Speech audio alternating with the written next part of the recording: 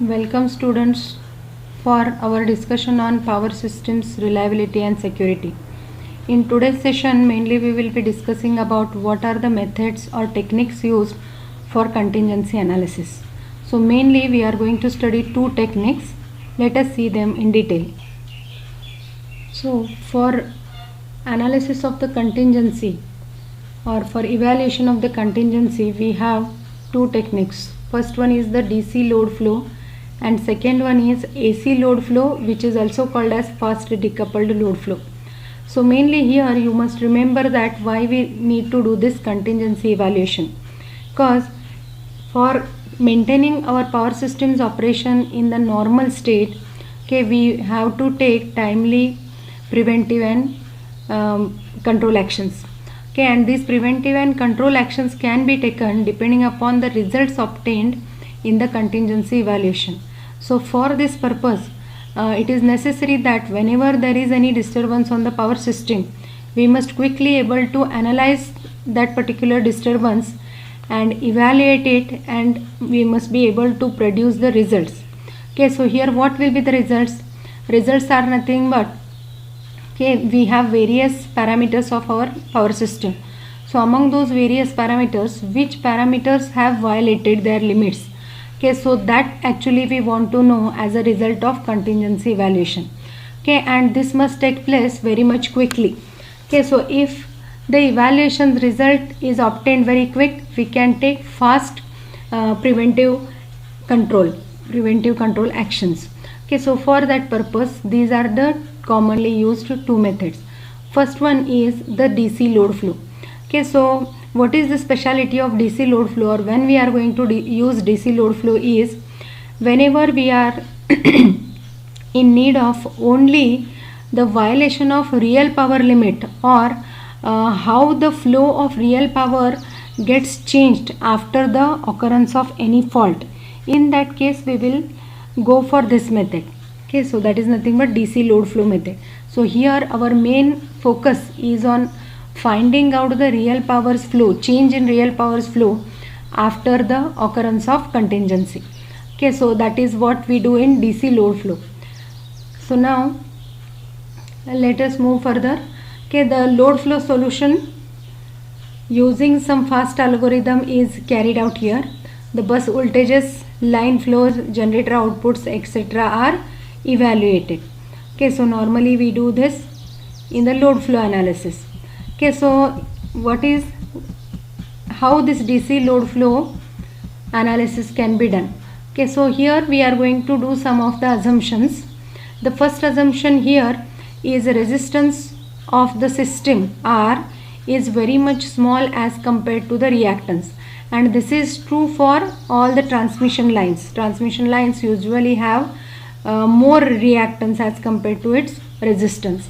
Then secondly, we are going to do the assumption that the voltage level is same throughout and is equal to 1 per unit. So we are going to assume that at all the buses we have equal voltage, and that is 1 per unit. Then the third assumption we are going to make here is the bus loadings are small and hence the phase angle difference is very small. So that is the next assumption. And the fourth assumption is all the shunt elements are neglected. For load flow analysis we make use of the real powers equation in this fashion. So this is the real powers equation we normally use for load flow analysis. So further what we are going to do here, we have done some of the assumptions at the beginning, and according to that we are going to neglect the first and second terms because their value will be very small, first and second term. So those we will be neglecting, and only third term we take as the equation of real power. So this third term we take as equation of real power, which is as shown here. So here the equation of P of I is given as V of I summation from m varying from 1 to n, and m is not equal to I of Vm into Yim into bracket cos of delta I minus delta m cos of theta I plus sine of delta I minus delta m into sine of theta m. So this equation we will refer as equation number 2, and here we are applying our assumptions which we have made in the beginning, and using these all assumptions value of r is very much smaller compared to x, and therefore what we are going to do, y we will be considering as only b. Okay, so what is y and what is b? Okay, so here in short I have written y is nothing but admittance, which is inverse of impedance, and that y consists of two parts, G and B. Okay, so G stands for conductance and B is nothing but susceptance, whereas G is nothing but 1 over R, and that R we are neglecting, so we don't have this term, and therefore as it is written here R is very very small, therefore this R we are neglecting, so this G term will get vanished from the equation of y, and our y will be only equal to Bm. Then further we have assumed in the beginning that all the voltages are equal to 1 per unit, so that we have written starting from ith bus to mth bus all the voltages are equal to 1 per unit, and according to these assumptions, putting these values in equation number 2, we can simplify our equation of real power at ith bus, and that equation is very much simple and it can be in the form of this equation number 3. Okay, so we can see that the equation 3 is very much simple as compared to equation number 2. So here in equation number 3, okay, so according to our one more assumption, okay, so here what we are doing, del of Im is equal to del I minus del m, and substituting this, okay, so we will get this equation, simplified equation. Further we have assumed that all dels are small in the beginning. In the assumptions we have done this assumption also.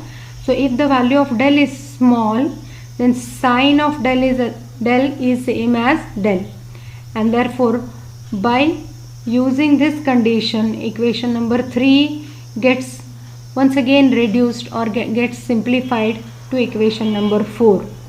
Okay, so this equation number 4 gives us the value of real power at all the buses, P of I at all the buses. Okay, so this equation we are going to find out.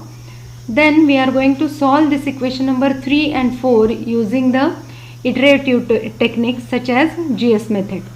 Okay, then what we do here, or what are the special features of this DC load flow, those are mentioned here. The accuracy of DC load flow method is poor.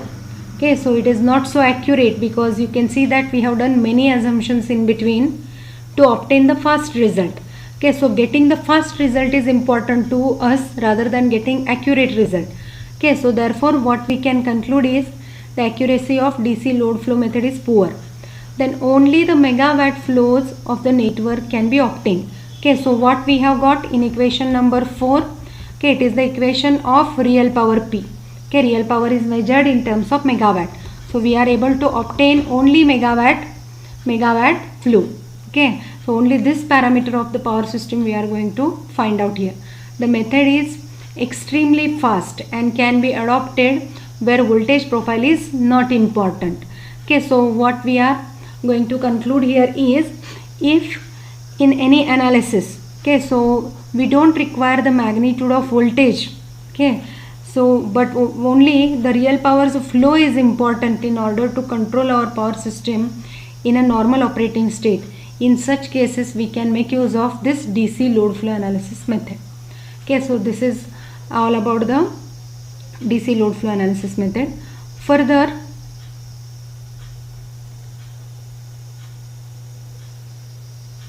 another method of contingency evaluation is nothing but the fast decoupled load flow method, or it is nothing but AC load flow method. Okay, so as there is the second method, always there must be some improvement over the first method. Okay, so and that is what we are going to see here.